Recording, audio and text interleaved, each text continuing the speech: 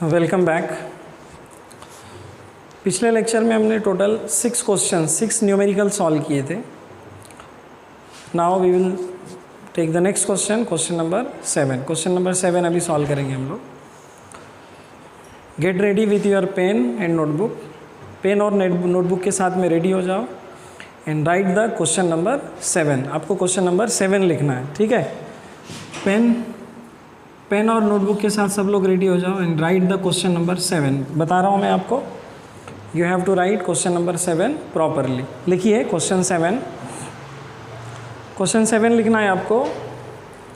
The length of a metal wire, the length of a metal wire is L1। The length of a metal wire is L1, small L1. The length of a metal wire is L1. When the tension in it is T1. When the tension in it is T1. When the tension in it is T1.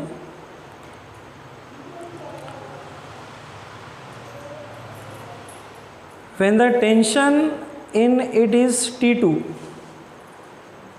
When the tension in it is T2, the length of the wire is L2.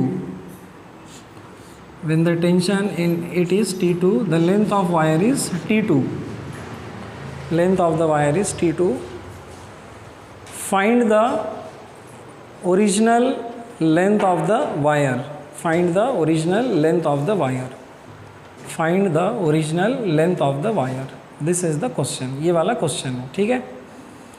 So here we have to calculate the original length. यहाँ पे हमको original length निकालना है। मतलब सवाल कैसा पूछा है, जब वायर का लेंथ L1 है, at the time the tension in the string is T1, तब स्ट्रिंग में जो टेंशन है वो कितना है, T1 है। मतलब कैसा है, देखिए ये रिजिड सपोर्ट मान लेंगे and this one is a wire. हाँ, तो वायर पे लगने वाला जो स्ट्रेचिंग फोर्स है, ये मान लो स्ट्रेचिंग फोर्स है, बराबर है। तो स्ट्रेचिंग फोर्स किसके बराबर रहेगा, टेंशन के बराबर रहेगा। मानते हो ना, stretching force will be equal to tension. तो जिस समय टेंशन T1 है, बराबर है, तो तब इसका टोटल लेंथ कितना है, L1 है। फाइनल लेंथ इसका L1। When the stretching force F equal to T1 रहे, बराबर, या आप F1 भी बोल सकते हो, F1 इक्वल टू T1 आप बोल सकते हो, लाइक दिस। हाँ, then the length is L1. When the stretching force is F2 मान लो, या फिर tension in the string T2, बराबर है। जब स्ट्रिंग में टेंशन T2 है, स्ट्रिंग में टेंशन T2 है, तो तब लेंथ कितना है, L2 है। मतलब यहाँ पे स्ट्रेचिंग फोर्स बदल गया F2, तो स्ट्रिंग में टेंशन T2 है बताया उसने, then length is L2, length L2 बताया उसने। Then we have to calculate the original length. हमको ओरिजिनल लेंथ निकालना है।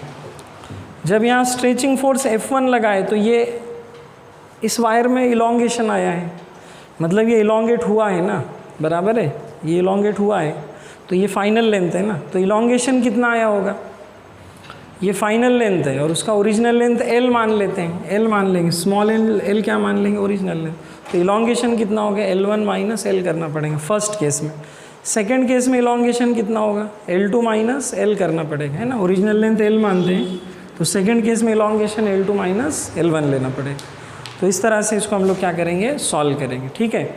बाकी यंग्स मॉडुलस दोनों केस में तो सेम रहेगा, वायर तो वही है, बराबर है। मतलब Young's modulus in first case equal to Young's modulus in second case, मतलब y1 इक्वल टू y2 आप ले सकते हो। यंग्स मॉडुलस कितना होता है, FL, बराबर है, FL डिवाइडेड बाय क्या लिखते हैं, यहाँ पे लिखता हूँ, देखो ये यंग्स मॉडुलस का फार्मूला है। Young's modulus FL divided by A into ये इलोंगेशन लेते हैं हम लोग, ये इलोंगेशन। तो Young's modulus in first case क्या बनने वाला है, F1 बोले तो T1, हाँ T1 इंटू क्या लेना पड़ेगा, L, स्मॉल L, है ना, ओरिजिनल लेंथ ले लिया। Area of cross section A ले लो, इलोंगेशन कितना, L1 माइनस L, चेक कर लो इसको, देखो F इंटू ये ओरिजिनल लेंथ है, स्ट्रेचिंग फोर्स टेंशन के बराबर, T1 into L upon A into L1 minus L ले लेंगे। This is equal to T2 into L divided by A into L2 minus L ले लेंगे।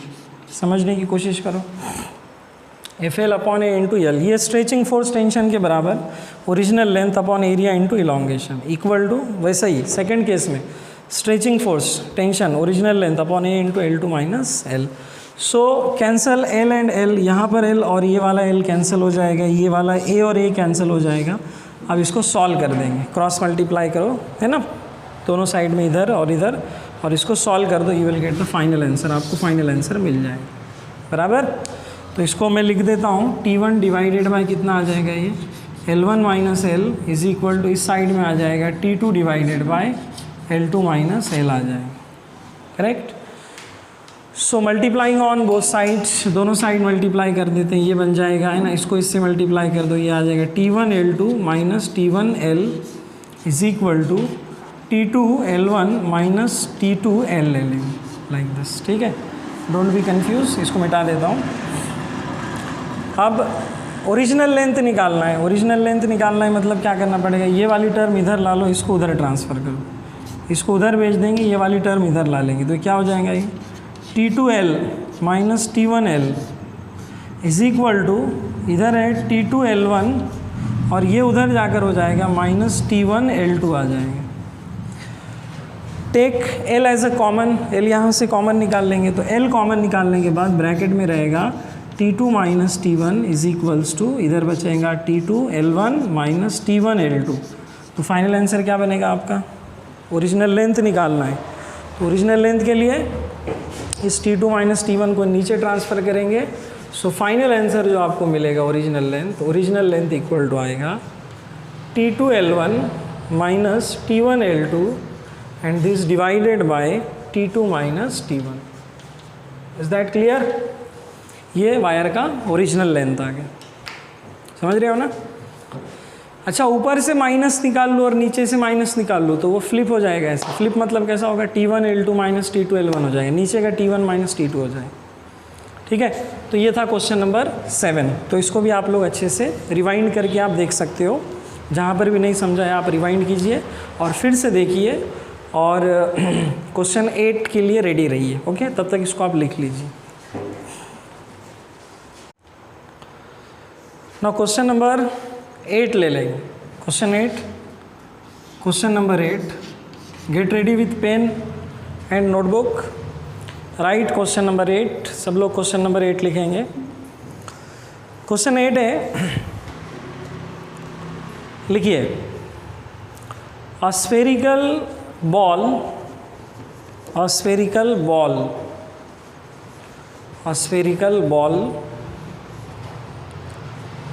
contracts in volume, a spherical ball contracts in volume by 0.0098%, by 0.0098%, 0.0098%, 0.0098% when subjected to a pressure of, when subjected to a pressure of 100 atmosphere, 100 atmosphere, when subjected to a pressure of 100 atmosphere, 100 atmosphere, full stop, calculate the bulk modulus, calculate the bulk modulus। आपको bulk modulus calculate करना है ना। अब bulk modulus के questions हम लोगों को solve करने हैं। अब तक के यंग्स मॉडुलस के किए थे, अब करने हैं हमको बल्क मॉडुलस के। दूसरी बात उसने ब्रैकेट में दिया है कि 1 atmospheric pressure equal to 1.01 into 10⁵ pascal और न्यूटन पर मीटर स्क्वायर होता है 1 एटमॉस्फेरिक प्रेशर। तो 100 atmospheric pressure 100 into 1.01 into 10⁵ newton पर मीटर स्क्वायर होगा। तो ये बल्क मॉडुलस का क्वेश्चन है। अब बल्क मॉडुलस का फार्मूला याद है आपको, शुरू में लिख कर दिया था, K equal to V into delta P upon delta V, बराबर है ना। इधर देखिए, ये बल्क मॉडुलस का formula, K is equal to, याद कीजिए, ऊपर डेल्टा पी अपॉन नीचे क्या आया था, याद है ना आपको। तो यहाँ पे ले लेता हूँ, इधर देखिए, V into delta P divided by delta we, ये बल्क मॉडुलस का फार्मूला है। माइनस भी लिया तो चलेगा यहाँ पर बराबर है, V into delta P upon delta we, correct. So question में क्या दिया हुआ है आप फिर से देखिए, वॉल्यूम जो है ना, फर्स्ट लाइन अगर आप पढ़ोगे तो क्या बताया उसने, spherical ball contracts in volume bye 0.98%, मतलब ये चेंज इन वॉल्यूम है। चेंज इन वॉल्यूम कितना है, 0.0098% ऑफ द ओरिजिनल वॉल्यूम। मतलब इसको कैसे लिखोगे आप, इसको ऐसे लिखा जाएगा, इधर देखो, चेंज इन वॉल्यूम है ना, decrease in volume is equal to 0.0098% of original volume. v को नीचे ला लेंगे, परसेंट को कैसे लिखोगे आप, this delta v divided by v is equals to, it becomes 0.0098 divided by 100, ये 100 हो जाएगा। मतलब ये सिंपली स्ट्रेन नहीं है, वॉल्यूम स्ट्रेन है ना, change in volume upon original volume, तो वॉल्यूम स्ट्रेन डायरेक्ट आ गया।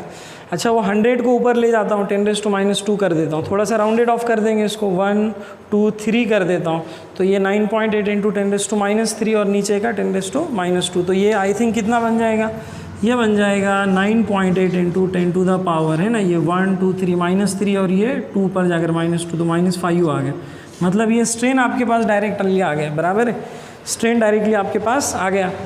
ये भी फार्मूला है ना, ये तो सिंप्लीफाइड फार्मूला है बल्क मॉडुलस का, v delta p upon delta v, बराबर। इसको ऐसे लिखने में क्या बुराई है, इधर देखिए, delta p divided by delta v upon v, ये भी तो चलता है, एक्चुअली यही तो था वो, ये था वॉल्यूम स्ट्रेस और ये पूरा वॉल्यूम स्ट्रेन है, तो वॉल्यूम स्ट्रेन है अपने पास, और ये वॉल्यूम स्ट्रेस बोले तो चेंज इन प्रेशर तो दिया है ना, 100 एटमॉस्फेयर बोला है, तो देखिए आंसर कितना बनने वाला, 100 एटमॉस्फेयर मतलब कितना, 100 इंटू 1.01 इंटू 10⁵ और डिवाइडेड बाय नीचे वॉल्यूम स्ट्रेन कितना आएगा, ये वॉल्यूम स्ट्रेन ले लेता हूँ यहाँ पे, 9.8 इंटू 10⁻ कितना हो जाएगा यहाँ पर, -5 आ जाएगा, करेक्ट है, बराबर। अब ये ऊपर ट्रांसफ़र करेंगे, 10⁻5 ऊपर जाकर कितना हो जाएगा, प्लस हो जाएगा, +5 10 हो जाएगा, और ये कितना हो जाएगा, ये 100 है ना, 100 मतलब 10⁻², और ये 5 7, और ये ऊपर जाकर मतलब टोटल 12 हो जाने वाला है, बराबर। तो 12 होने के बाद जो फाइनल आंसर बनेगा वो किस तरह से बनेगा, 1.01 इंटू 10⁻ कितना ले लेंगे यहाँ पर, 12 ले लेंगे, और डिवाइडेड बाय 9.8। अब इसको आपको सॉल्व करना पड़ेगा। अच्छा कैसे सॉल्व करना पड़ेगा, आपको लॉग टेबल से सॉल्व करना पड़ेगा, या आप 9.8 का आप रेसिप्रोकल भी देख सकते हो। अगर 9.8 का आपने रेसिप्रोकल भी देखा तो आई होप आपको आंसर प्रॉपरली मिल जाएगा। तो इसका जो अप्रॉक्सीमेट आंसर है 1.033 बनता है, ये यहाँ लिखता हूँ, देखिए 1.033 इंटू 10⁻11 न्यूटन पर मीटर स्क्वायर बनता है। थोड़ा कैलकुलेशन वाला था, लॉग टेबल से कर लेना। 1.01 डिवाइडेड बाय 9.8 कर लीजिए, कैलकुलेटर से देख लीजिए, ठीक है या उसको 1 मान लो, 1.01 को 9.8 का रेसिप्रोकल देख लो तो 0 पॉइंट समथिंग कुछ बनेगा, उस हिसाब से आंसर आएगा 1.033 इंटू 10⁻11। तो ये था बल्क मॉडुलस वाला क्वेश्चन। ये बल्क मॉडुलस का फार्मूला देखिए, ये दिख रहा है आपको, ये भी चलेगा और ये भी चलेगा, लाइक दिस। तो ये क्वेश्चन नंबर 8 था, इसको लिख लीजिए। Question number 9, get ready for question number 9। चलिए क्वेश्चन नंबर 9 लिखिए, get ready with pen and notebook, write the question number 9। Question number 9 है, what pressure, sorry what increase in pressure लिखो, what increase in pressure what increase in pressure will be needed, what increase in pressure will be needed, what increase in pressure will be needed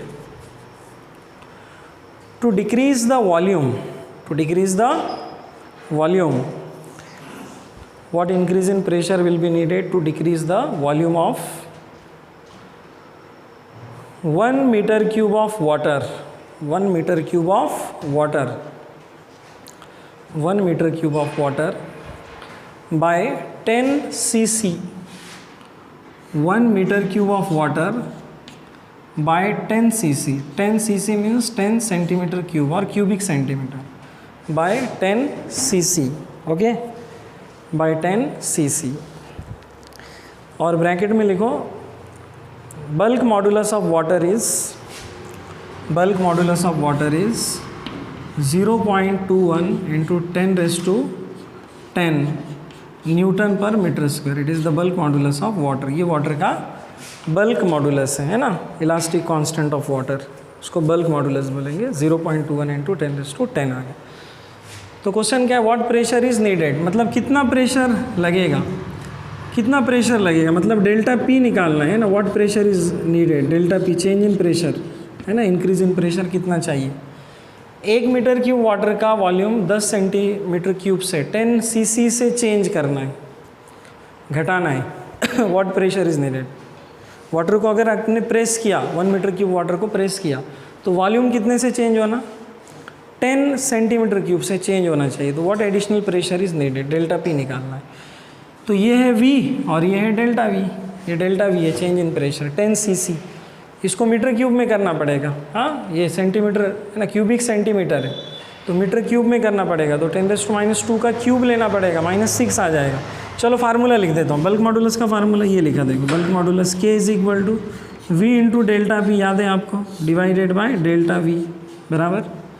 तो इस हिसाब से फिर आगे रख दीजिए, V कितना है 1 है ना, अच्छा नहीं निकालना है डेल्टा पी है, सॉरी, तो ये बाकी सभी टर्म्स इधर ला लो, तो डेल्टा पी कितना बनेगा, डेल्टा पी आ जाएगा इधर, देखिए यहाँ लिख देता हूँ मैं, delta V divided by V × K लिख देता हूँ। इज़ दैट क्लियर, कुछ भी नहीं किया मैंने, डेल्टा V को इधर ट्रांसफ़र किया, V को नीचे ले लिया, बराबर है। तो इस हिसाब से डेल्टा पी कितना आ गया, delta V upon V × K आ गया। Now put the values, you will get the answer. अभी सिर्फ आपको क्या करना है, वैल्यूज़ यहाँ पे पुट करना है, इधर देखिए रख देता हूँ मैं वैल्यूज़। ये डेल्टा P = आ जाएगा, डेल्टा V कितना है 10 cc, चलो 10 cc को लिखता हूँ मैं, 10 × 10⁻⁻6 लेता हूँ, और नीचे कितना 1, बल्क मॉडुलस कितना था 0.21 × 10 था। तो फाइनल आंसर क्या बनेगा, चलिए पावर्स कैलकुलेट कीजिए, ये -5 बचेगा और ये 10, तो 5 बराबर है, ये -5 और वो 10, तो ये 0.21 × 10⁵ आ गया। थोड़ा रीअरेंज करेंगे, 2.1 × 10⁴ ले लेंगे, ये आ गया न्यूटन पर मीटर स्क्वायर। प्रेशर है ना, पास्कल भी चलेंगे, और में pascal, this much pressure is needed. तो ये वाला क्वेश्चन था आपका अबाउट द क्वेश्चन नंबर 9, इसको लिख लीजिए। अभी अगला और लीजिए, क्वेश्चन नंबर 10 बोलता हूँ, इसको पहले उतार लीजिए, फिर हम क्वेश्चन नंबर 10 देखेंगे। चलिए क्वेश्चन नंबर 10 लिखिए, question number 10,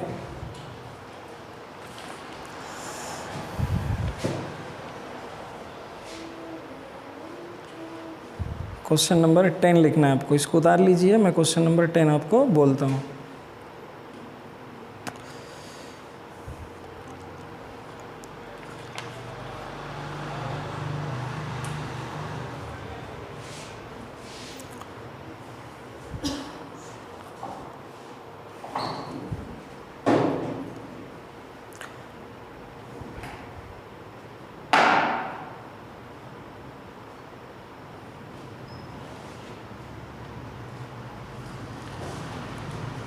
Write down question number 10. The pressure of a medium, the pressure of a medium, the pressure of a medium is changed from, the pressure of a medium is changed from, the pressure of a medium is changed from, pressure of a medium is changed from 1.01 into 10⁵ Pascal, 1.05 into 1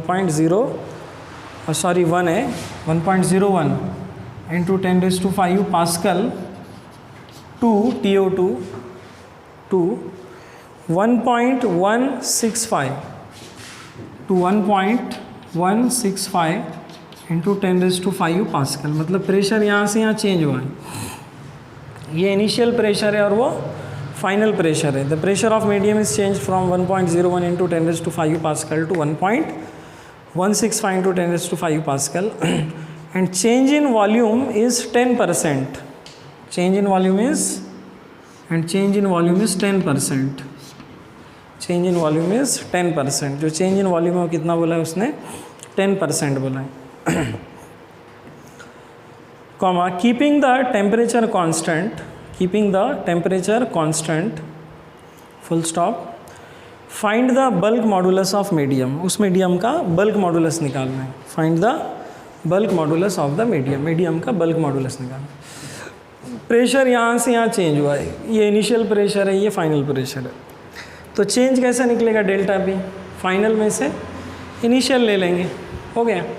वो delta P रहेगा, इधर देखिए delta P अगर निकाल दूँ मैं तो delta P क्या करना पड़ेगा आपको, final pressure 1.165 into 10⁵, okay. Initial pressure 1.01 into 10⁵, 10⁵ common निकाल लेंगे तो क्या बचेगा, ब्रैकेट में 1.165 माइनस 1.01 इंटू 10⁵, सब्ट्रैक्शन कर दीजिए, चेंज इन प्रेशर आ जाएगा। 1.165 में से 1.01 निकाल लीजिए, ये बचेगा 0.155 बचेगा, निकाल लेना 0.155 into 10⁵, this is the change in pressure. हाँ, निकालना क्या है, बल्क मॉडुलस निकालना। अच्छा, और एक बात बता देता हूँ कि चेंज इन वॉल्यूम कितना बताया उसने, ये लिखता हूँ, देखिए बहुत सिंपल क्वेश्चन है, 10% ऑफ वी, तो डेल्टा वी बाई वी कितना रहेगा, 10/100 ले लेते हैं, 10/100 मतलब 1/10 कर देता हूँ, ये आ गया। ये है आपके पास में वॉल्यूम स्ट्रेस है ये, और ये वॉल्यूम स्ट्रेन है। बल्क मॉडुलस निकाल लेंगे, बल्क मॉडुलस का फार्मूला, ये volume stress divided by volume strain, ये वॉल्यूम स्ट्रेन है, याद कीजिए, ऊपर वाला वॉल्यूम स्ट्रेस, नीचे वाला वॉल्यूम स्ट्रेन है। बस put the values, get the result, यहाँ वैल्यूज़ रखिए, आपको बल्क मॉडुलस मिल जाएगा। तो के कितना बनने वाला है, ये लिख देता हूँ यहाँ, 0.155 इंटू 10⁵ ले लेंगे, और नीचे डेल्टा वी अपॉन वी कितना है, 1/10 है, तो ये ऊपर जाकर 6 हो जाएगा, और ये बनेगा 1.55 इंटू 10⁵ न्यूटन पर मीटर स्क्वायर। चेक कर लीजिए कैलकुलेशन, सिंपल क्वेश्चन था। प्रेशर कहाँ से कहाँ चेंज हुआ देख लीजिए, और पूछा था उसने बल्क मॉडुलस, ठीक है, सिंपल है। ये चेंज इन प्रेशर निकाला है, और ये वॉल्यूम स्ट्रेन, ये delta we change in volume 10% of original volume, तो डेल्टा वी अपॉन वी 1/10, तो उस हिसाब से किया आ गया डेल्टा पी अपॉन, है ना, ये देखिए volume stress upon volume strain, यहाँ वैल्यूज़ रखा मैंने और आंसर आ गया, ठीक है। इसको भी उतार लीजिए। तो टोटल हमने अभी आई थिंक सॉल्व किए, कितने क्वेश्चन हो गए थे, 10, आई थिंक 10 क्वेश्चंस हो गए थे, बराबर है ना, 9 या 10, ठीक है, ओके। अगला क्वेश्चन देखते हैं। अब जो नेक्स्ट क्वेश्चन मैं करवाने वाला हूँ उसमें आपको एक चीज़ याद रखनी है, प्रेशर जो निकालते हैं ना, प्रेशर अगर हमको निकालना है, इधर देखिए मैं यहाँ पे बताता हूँ। मैं मान लो कि this is the depth of ocean, ये ओशन का डेप्थ है, ये मान लो, बराबर है। ये ले लेता हूँ फिर से, ये डेप्थ ले लेता हूँ ओशन का, और ये सरफेस है ओशन, हाँ, और ये वाली जो डेप्थ है ना, ये एच है, ये एच आपको आगे आने वाला है, ये एच है मान लो, ये वाटर है, वाटर का डेप्थ कितना है, ये सरफेस ऑफ वाटर है, और इसका डेप्थ कितना है बॉटम तक, एच है। तो यहाँ बॉटम पे अगर प्रेशर निकालना है ना, तो उसका फार्मूला है प्रेशर का, रो है ना, एच रो जी, ये आएगा आपको फ्लूइड मैकेनिक्स जब पढ़ाऊंगा ना मैं, तो उसमें आपको ये क्लियर हो जाएगा। फिलहाल में याद रखना है, एच ये डेप्थ है, और ये जो रो है ये डेंसिटी है वाटर का, और जी लेंगे एक्सेलरेशन ड्यू टू ग्रेविटी। हाँ, अगर मुझे बॉटम पे प्रेशर निकालना है या चेंज इन प्रेशर निकालना है, तो ये कितना रहता है, ये एच रो जी के बराबर रहता, ये याद रखिए। अब आप बोलेंगे सर कहाँ से आया फार्मूला, तो आगे टॉपिक में आएगा, ये फ्लूइड पढ़ाऊँगा ना जब मैं आपको, तो फ्लूइड में ये आ जाएगा, एच रो जी, इसका इस्तेमाल करके हम यहाँ पे प्रेशर निकाल सकते हैं, इतना याद रखिए। एनसीईआरटी का एक क्वेश्चन है, वो ले लेंगे। लिखिए क्वेश्चन नंबर जो भी है, आई थिंक 11 चल रहा है, लिखिए क्वेश्चन नंबर 11, क्वेश्चन 11 लिखिए, write with pen. The average depth of Indian Ocean, the average depth of Indian Ocean is about 3000 metre, 3000 metre, average depth of Indian Ocean is 3000 metre, ठीक है, 3000 metre. The average depth of Indian Ocean is 3000 metre, comma, calculate the fractional compression, calculate the fractional compression, calculate the fractional compression, इसको बोलते हैं fractional compression, delta V upon V, fractional compression, fractional change in volume. Calculate the fractional compression delta V upon V of the water of the water at the bottom of ocean, at the bottom of ocean, at the bottom of ocean. ठीक है, और bracket में लिखिए bulk modulus of water, water का bulk modulus दिया उसने 2.2 इंटू 10⁹ दिया हुआ है, ये वाटर का इलास्टिक कांस्टेंट है न्यूटन पर metre square. Is that clear? Bulk modulus of water दिया हुआ है 2.2 इंटू 10⁹ न्यूटन पर मीटर स्क्वायर दिया हुआ है. ठीक है, NCERT का क्वेश्चन है. This question is from NCERT.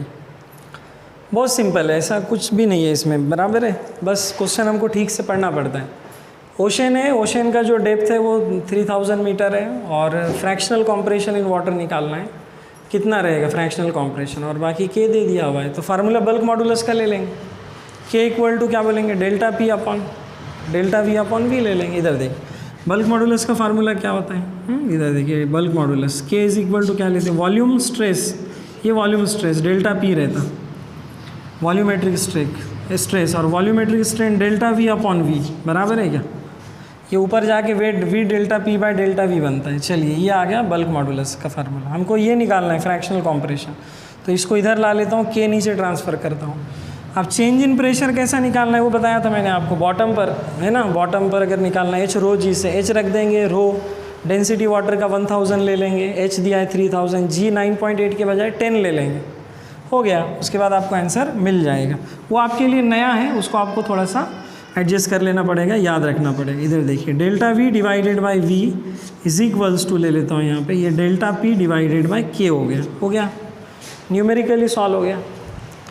अभी आगे क्या करना है, सिर्फ आपको वैल्यूज़ पुट करने हैं. तो ये क्या हो जाएगा, देखिए फ्रैक्शनल कॉम्प्रेशन आ जाएगा, delta V by V is equals to delta P कितना है लिखेंगे, ये बताया मैंने, H rho g, H into rho into g. Okay, change in pressure at the bottom of ocean निकालना है. हाइट लेंगे वाटर की, डेंसिटी लेंगे और जी ले लेंगे. वाटर के अलावा लिक्विड भी होता है तो यही करते हैं हम, और नीचे के ले लेंगे. सो व्हाट इज़ एच, 3000, ये लिख दिया मैंने 3000. 3 इंटू 10⁻³ लेता हूँ. वाटर का डेंसिटी रहता है प्योर वाटर का 1000 रहता है, 10⁻³ जी 10 ले लेता हूँ, and divided by what is the के, तो के दिया हुआ है 2.2 दिया हुआ है, 2.2 इंटू 10⁻9 ले लिया. हो गया. अब इसको थोड़ा सा सॉल्व कर लेंगे, अप्रॉक्सीमेट आंसर निकाल लो, या फिर आप एग्जैक्ट आंसर भी निकाल सकते हो. हाँ देखिए 3/2.2 कर लीजिए, और बाकी कितना हो जाएगा, ये लिख देता हूँ यहाँ पे, 3 into 10 to the power, 3 into 10 to the power, 3 और 3 6 और ये 7, ये ऊपर चला गया तो ये बचेगा -2 बचेगा, और ये नीचे 2.2 आ गया, बराबर.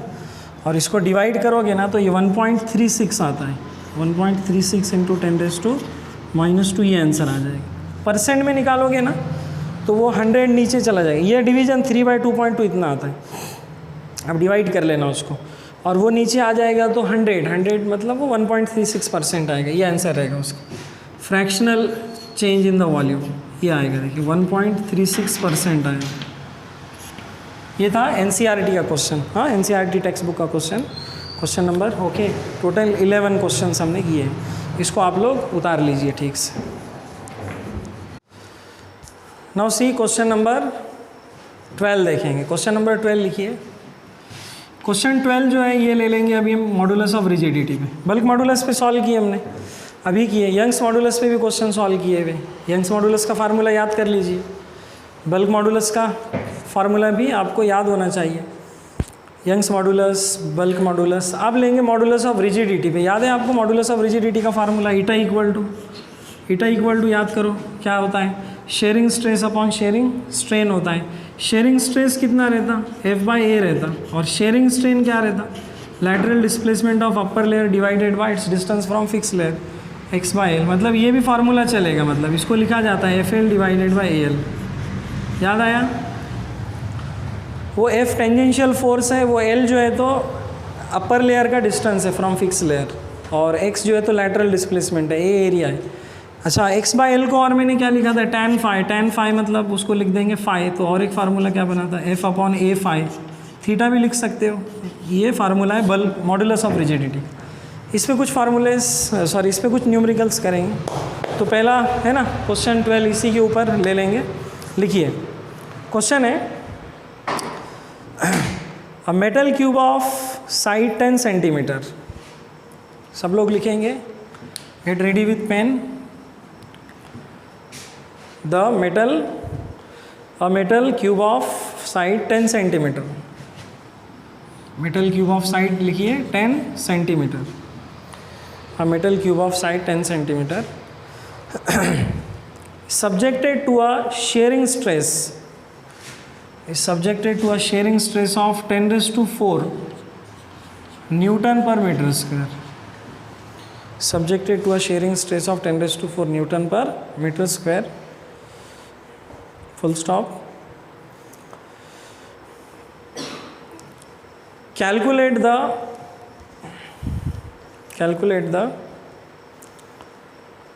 modulus of rigidity. Calculate the modulus of rigidity. Calculate the modulus of rigidity if the top of the cube is displaced by, if the top of the cube is displaced by, if the top of the cube is displaced by 0.05 centimeter, 0.05 centimeter with respect to the bottom, with respect to the bottom, with respect to the bottom। ये है, ठीक है, question दिया हुआ है, ये formula है modulus of rigidity का और ये क्वेश्चन है। क्वेश्चन आप लोग पढ़ लीजिए। क्यूब है और क्यूब का हर एक साइड 10 सेंटीमीटर है, पता है आपको, यू नो क्यूब, और बाकी इतना स्ट्रेस लगा है, ये इतना लेटरल शिफ्ट हुआ है, लेटरल डिस्प्लेसमेंट अपर लेयर का। डायग्राम के साथ आपको बता देता हूँ, वैसे आपको डायग्राम याद है, मैं अक्सर एक क्यूब ड्रॉ करता हूँ। देखो ये क्यूब है, this is the cube, okay, ये क्यूब है और इस क्यूब का हर एक साइड जो है वो 10 सेंटीमीटर है। लोअर एंड फिक्स किया हुआ है, ये फिक्स किया हुआ है, दिस इज़ फिक्स्ड, ओके। और हियर ये लेंथ है, ये लेंथ मतलब हर एक साइड का जो लेंथ है वो L है, 10 सेंटीमीटर दिया हुआ है। अपर फेस का एरिया निकालना है तो निकाल सकते हैं ना, ये अपर फेस का एरिया निकालना है तो क्या रहेगा, L स्क्वायर रहेगा ऑब्वियसली। और इसके ऊपर फोर्स लगा दिया है ना, फोर्स तो दिया नहीं लेकिन स्ट्रेस दिया हुआ है, इतना स्ट्रेस लगा है।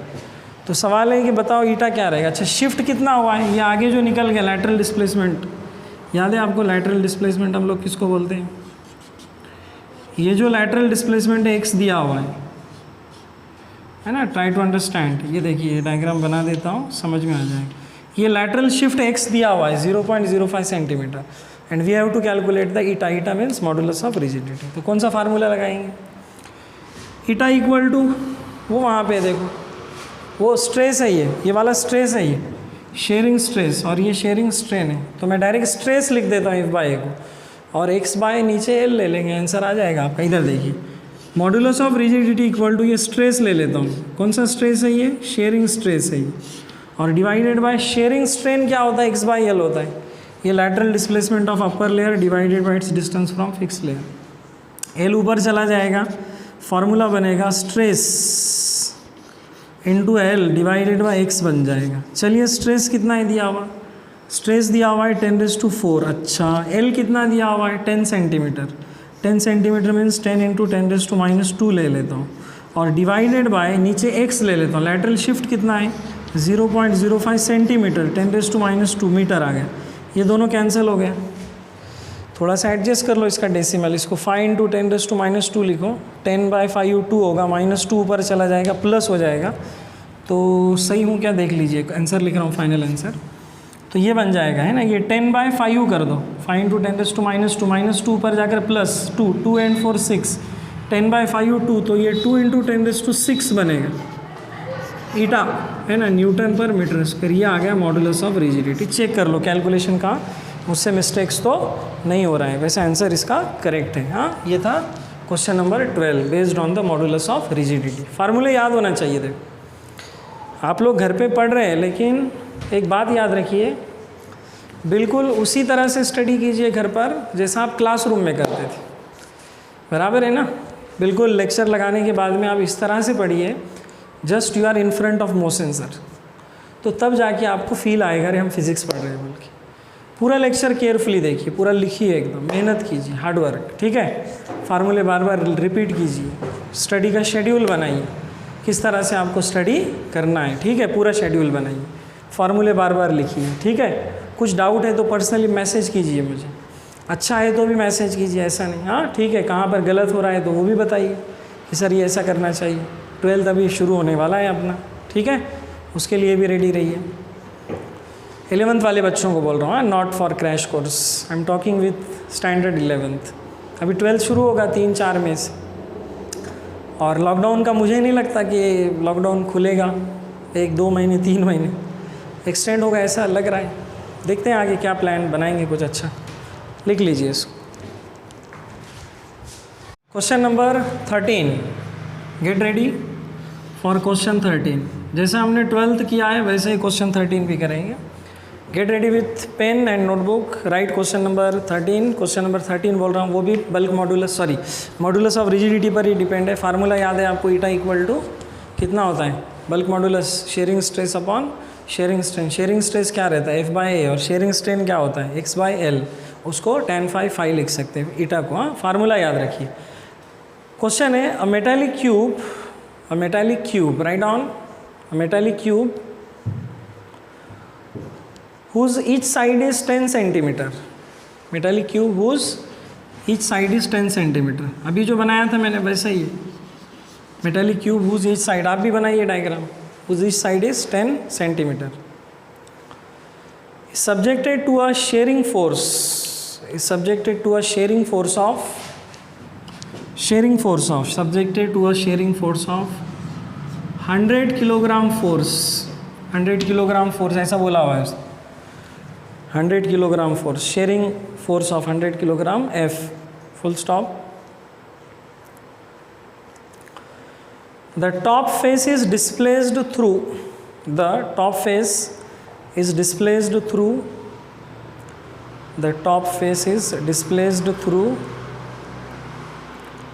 Top face is displaced through 0.25 centimetre, 0.25 centimetre. Top face is displaced through 0.25 centimeter. With respect to the bottom, with respect to the bottom, with respect to the bottom, comma देकर लिखिए या full stop.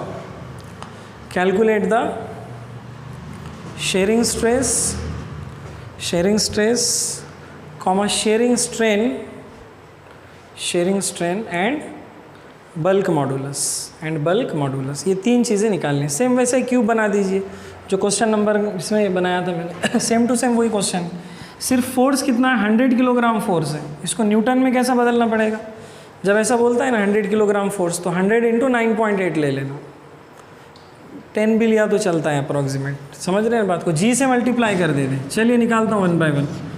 Okay, simple question है, no time pass. लिखिए sharing stress, ये sharing stress लिख देता हूँ, sharing stress equal to ये applied force divided by area, आगे रख दो वैल्यूज, आंसर आ जाएगा।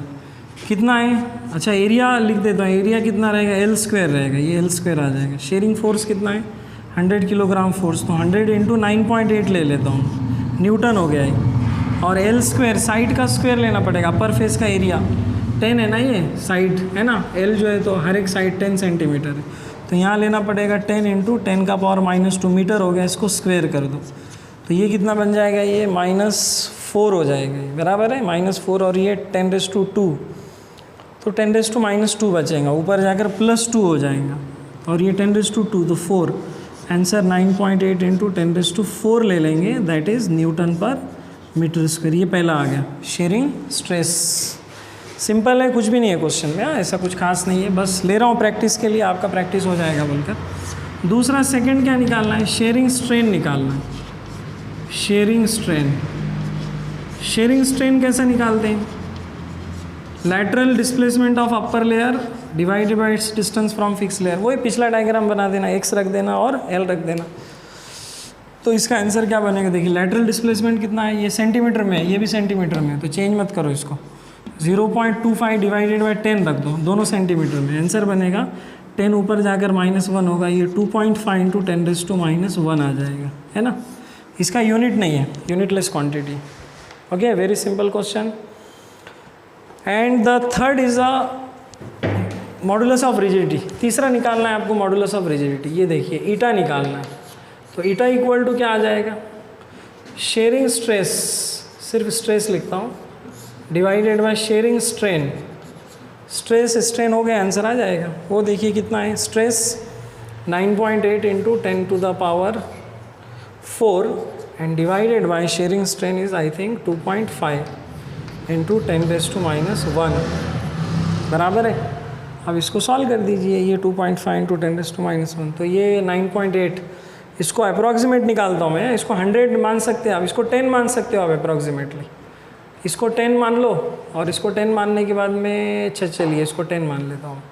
और ये 10 ऊपर कितना हो गया, ये -4 ऊपर चला गया तो ये -1 ऊपर जाकर ये 5 बन गया. और ये 2.5 मतलब कितना होता है, 2.5 मतलब 1/2 हो गया.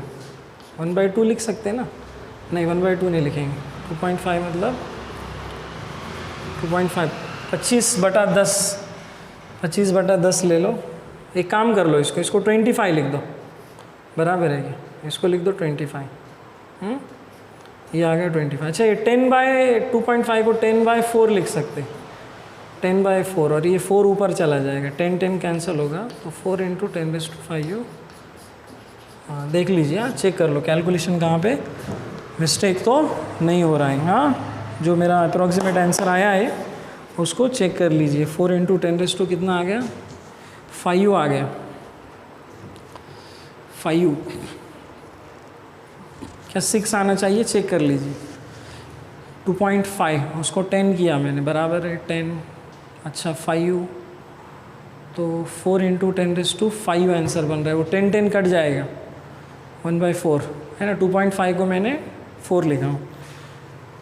ठीक है, तो आंसर बन रहा है दैट इज़ ओके. या पावर का चेक कर लीजिए, पावर का कहाँ पर मिस्टेक हुआ है. तो ये था हमारा क्वेश्चन नंबर 13 था. हाँ 13 वाला.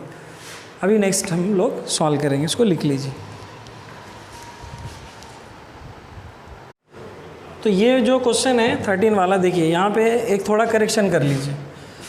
ये 0.25/10 है, तो ये जो है 10⁻² हो जाएगा. इसको थोड़ा सा आप करेक्ट कर लीजिए, ये -2 हो जाएगा. ये 2.5 इंटू 10⁻1 और ये 10 ऊपर गया तो 2.5 इंटू 10⁻². ये पावर आप करेक्शन कर लीजिए. दूसरा यहाँ पर भी आपको करना पड़ेगा -2, है ना. तो ये हो जाएगा 6, ये हो जाएगा 6. तो ये होगा 4 इंटू 10⁻6 हो जाएगा.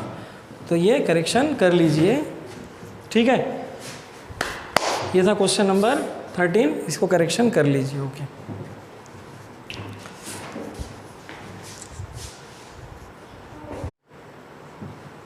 टोटल हमारे क्वेश्चन 14 हो गए. अब जो मैं क्वेश्चन दे रहा हूँ आपको, ये होमवर्क के लिए 2 क्वेश्चंस दे रहा हूँ लिखवा कर. और जो स्टूडेंट्स ये 2 क्वेश्चंस सॉल्व करके मुझे सेंड करेंगे पर्सनली, तो मुझे लगेगा कि वो उतने लोगों ने वीडियो देखा है, ठीक है. इसीलिए मैं लास्ट में 2 होमवर्क के क्वेश्चन दे रहा हूँ. तो इससे पता चलेगा कि कितने स्टूडेंट्स डेली लेक्चर को सीरियसली ले रहे हैं, ठीक है. तो इस वीडियो से शायद मुझे पता चल जाएगा कि इतने बच्चों ने लास्ट तक के देखा है, बराबर है. और 2 क्वेश्चंस है, आपको एज अ होमवर्क दे रहा हूँ, सॉल्व करना है. गलत भी आता है तो नो प्रॉब्लम, जैसा आता है वैसा सॉल्व कीजिए, पर्सनली फ़ोटो लीजिए और मुझे व्हाट्सएप पर सेंड कीजिए. मिस्टेक भी होती है तो कोई प्रॉब्लम नहीं, आप सॉल्व कीजिए, ठीक है. अगर कहाँ मिस्टेक होता है तो मैं आपका करेक्शन करवा दूँगा, बट सॉल्व करना है आपको. इसलिए सॉल्व करना है कि मुझे लगेगा कि यार बच्चों ने वीडियो पूरा देखा, ठीक है. 4th जो लेक्चर है उसको सीरियसली पूरी तरह से देखा, ये मुझे पता चल जाएगा. तो 2 क्वेश्चन दे देता हूँ और थोड़ा सा 1-2 मिनट आप लोगों से बात भी करनी है, वो बात भी मैं कर लूँगा. पहले 2 क्वेश्चन लिख लीजिए अच्छे से. क्वेश्चन नंबर आई थिंक 15 ना, 14 हो गए थे मुझे ऐसा लग रहा है. तो क्वेश्चन नंबर 15 और उसके बाद क्वेश्चन 16 एज अ होमवर्क. लिखिए क्वेश्चन, आपको करना है ठीक से. हाँ लिखिए. अ sphere contracts in volume. A sphere, देखिए जितने लोगों ने ये पूरे क्वेश्चन सॉल्व किए उसी को ये करने आएगा. हाँ जिसने पूरा वीडियो लेक्चर देखा तो वही स्टूडेंट इसको सॉल्व कर पाएगा, इसलिए होमवर्क को दे रहा हूँ। A sphere contracts in volume by 0.01%, 0.01%, 0.01%, 0.01%.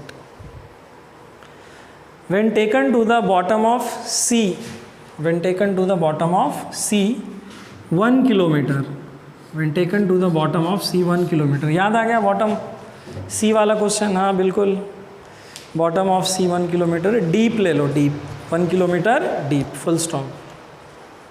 फिर से रिपीट करता हूँ, a sphere contracts in volume by 0.01% when taken to the bottom of sea 1 kilometer deep, 1 kilometer deep, full stop. Find the bulk modulus of material of sphere. Find the bulk modulus of material of sphere. Find the bulk modulus of material of sphere, full stop. और bracket में लिखिए density of sea water, density of sea water, density of sea water is 1 × 10⁻³ kilogram पर metre cube. ये density of sea water है, वैसा ज़्यादा होता है, प्योर वाटर का इतना रहता है, लेकिन दे दिया उसने, ठीक है, इतना डेंसिटी दिया हुआ है। तो आपको निकालना क्या पता है ना, आपको निकालना है बल्क मॉडुलस निकालना है। तो ये वाला होमवर्क के लिए क्वेश्चन, और ये क्वेश्चन को वही स्टूडेंट सॉल्व करेंगे जिन्होंने मेरा पूरा लेक्चर केयरफुली देखा, ठीक है। और जितने सॉल्यूशन, जो भी सॉल्यूशन आएगा, गलत आने दो, नो प्रॉब्लम, मुझे सेंड कीजिए। उतने लोगों के नाम मैं अगले लेक्चर में लूँगा, ठीक है। इतने लोगों ने सेंड किया है, ठीक है। रनिंग वीडियो में उन बच्चों के मैं नाम बताऊँगा कितने कितने लोगों ने मुझे सेंड किया था, ओके। ये क्वेश्चन नंबर 15। क्वेश्चन नंबर 16 भी आपको होमवर्क के लिए दे रहा हूँ। क्वेश्चन 16 ये भी करना है आपको अच्छे से, इसका फ़ोटो क्लिक करना है और मुझे सेंड करना है। देखिए कॉम्प्रेसिबिलिटी पे क्वेश्चन है, कॉम्प्रेसिबिलिटी का फार्मूला होगा आपके पास। तो क्वेश्चन लिखिए, ट्राई कीजिए, नहीं आता है तो कोई टेंशन नहीं। If the normal density of sea water, if the normal density of the sea water, normal density of sea water is 1 gram पर सेंटीमीटर क्यूब। CGS में दिया है, ये SI में था यहाँ पर, अब दिया उसने 1 ग्राम पर सेंटीमीटर क्यूब। SI में लोगे तो 1000 रहेगा, CGS में ही रहने दो, वैसे आंसर भी CGS में आएगा, या SI में भी कन्वर्ट कर सकते हो, ओके। कॉमा आगे लिखिए, what will be its density, what will be its density, what will be its density at a depth of 3 kilometer, at a depth of 3 kilometer, at a depth of 3 kilometer, at a depth of 3 kilometer, question mark. Bracket में लिखिए, bracket में compressibility of water दिया है उसने, compressibility, compressibility of water, bracket में compressibility of water, water का compressibility,